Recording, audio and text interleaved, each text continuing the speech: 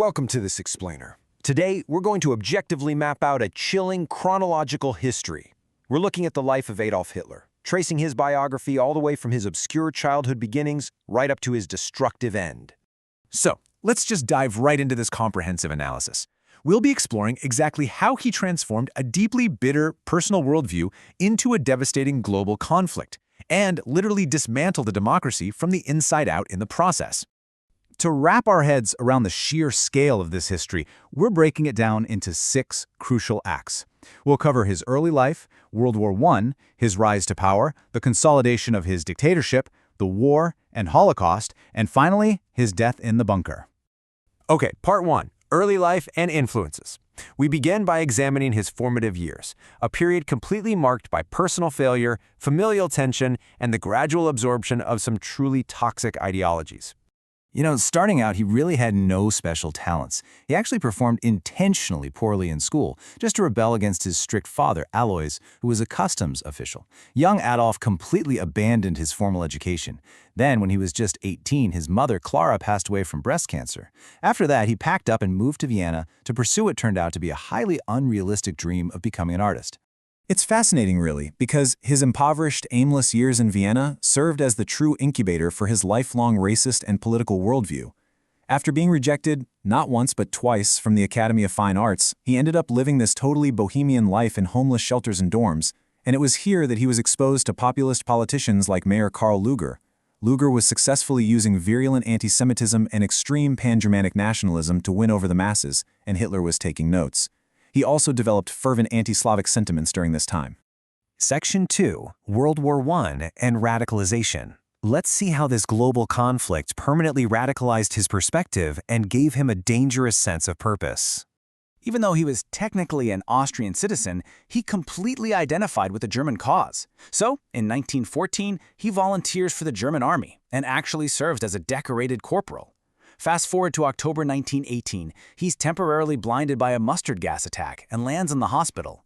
While recovering there, he gets the devastating news that Germany had surrendered.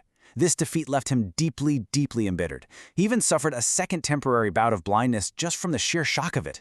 Desperate for a scapegoat, it was exactly in this moment he decided to enter politics. Now, we have to talk about the stab-in-the-back myth.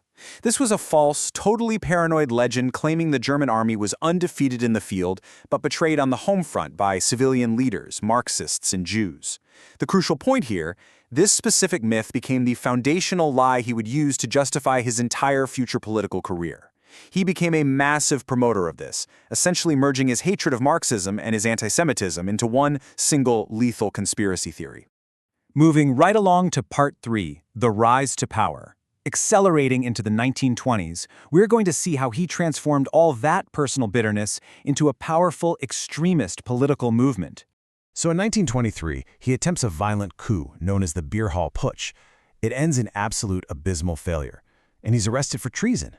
But during his time in prison, he dictates his infamous manifesto, Mein Kampf, and it's here he realizes a violent coup just isn't going to work. Following his release, he patiently rebuilt the Nazi Party under his exclusive control. He knew he needed to wait for a crisis so he could seize power legally and exploit the system from within. Just look at this massive jump in election results. We go from 2.6% in 1928 to 18.3% in 1930, all the way up to 37.3% in 1932. It brilliantly illustrates how the Great Depression was the exact catalyst he needed. As German unemployment absolutely skyrocketed and economic misery set in, the popularity of his radical promises went right up with it. By 1932, they were the largest party in the Reichstag, though, and this is key, they never actually won an absolute majority in a fully free election. If outvoting them takes longer than outshooting them, at least the result will be guaranteed by their own constitution. Wow. This chilling quote reveals his truly manipulative intention. He was going to use the democratic system of the Weimar Republic strictly as a tool to destroy it. He had no intention of playing by the rules. He just wanted to use their own constitution to legally dismantle the whole thing.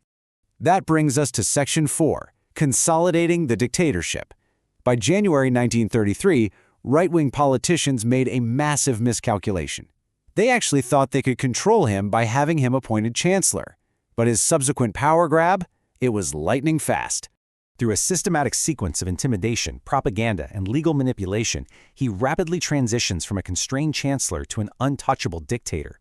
In February 1933, the Reichstag fire is exploited to completely suspend civil liberties. By March, the Enabling Act is passed, granting him dictatorial legislative powers, bypassing Parliament entirely. Then, in June 1934, the Night of the Long Knives violently purges internal opposition. And finally, when President Hindenburg dies in August 1934, Hitler simply absorbs his powers. To maintain this iron grip, he relied on the Führer principle, or the leader principle. This political concept demanded absolute, unquestioning obedience from all subordinates to their superior, with Hitler sitting infallibly at the very top. He essentially structured the entire German government like a pyramid, where his personal will functioned as the supreme law of the land. The military even took an oath of personal allegiance directly to him, rather than to the Constitution or the state. But his ambitions definitely didn't stop at domestic control. He was obsessed with Lebensraum, or living space. This was the expansionist objective to conquer additional territory in Eastern Europe, specifically for the ethnic German population. This incredibly aggressive, ideologically driven foreign policy was the direct spark that would inevitably ignite the deadliest conflict in human history. Number 5. World War and the Holocaust. The consequences of these ideologies reached their horrific, undeniable peak between 1939 and 1945. On September 1, 1939, Germany invaded Poland. This prompted Britain and France to declare war, which officially started World War II.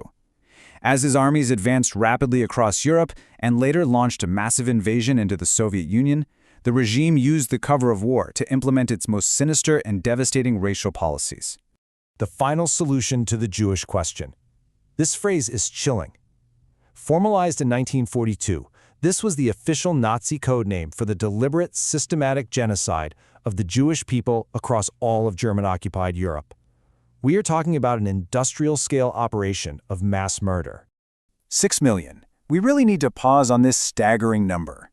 The Holocaust resulted in the murder of approximately 6 million Jews, and that's alongside millions of other victims, including Poles, Soviet prisoners of war, and minorities targeted by the regime.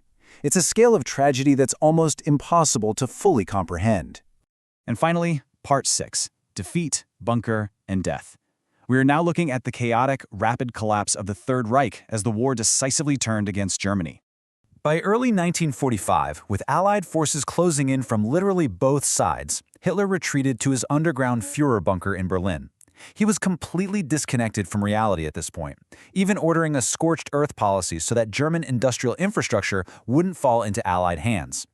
Preferring the total destruction of Germany over surrender, his final months were completely characterized by paranoia, failing health, and incredibly irrational military commands. The end came swiftly. On April 28th, he discovers that Heinrich Himmler was engaged in treasonous surrender negotiations.